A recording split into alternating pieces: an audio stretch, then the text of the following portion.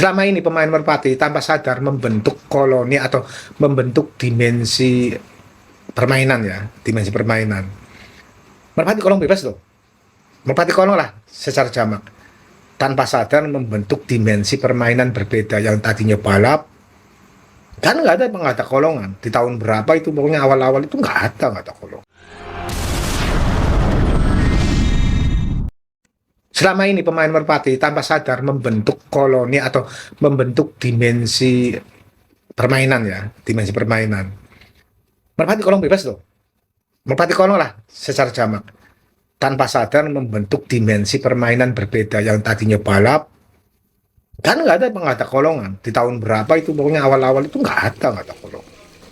Tanpa sadar kita membentuk satu dimensi yang berbeda dengan hobi-hobi lain.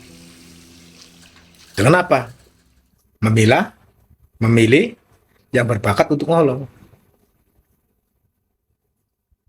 Loh, kok segitunya Mas Drung? Betul. Karena tanpa pondasi ukuran standar ngolong, contoh misalnya tempat mati balap, dikolongin.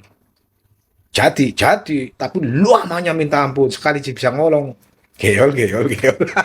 Karena dia main tembak. Dia buat ke atas. Tembaknya biar. Bener loh. Karena struktur anatomi tubuhnya tidak mensupport, tidak mendukung untuk main kolongan.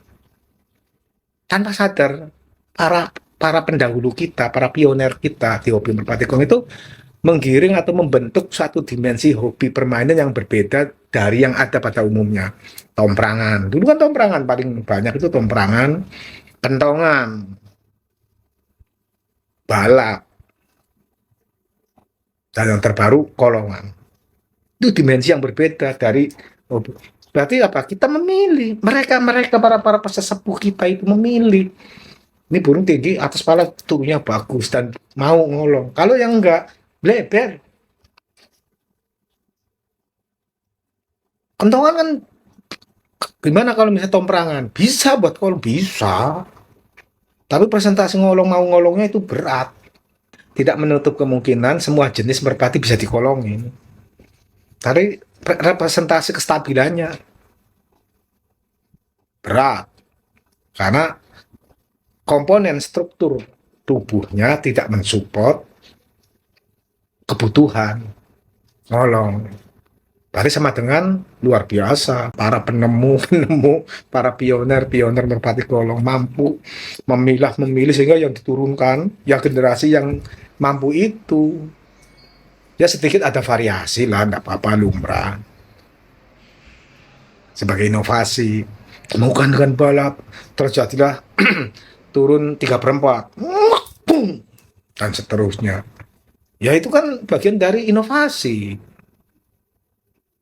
Jadi berarti kalau bukan turunan nggak kolong bisa ngolong, tapi tidak menjamin kestabilannya.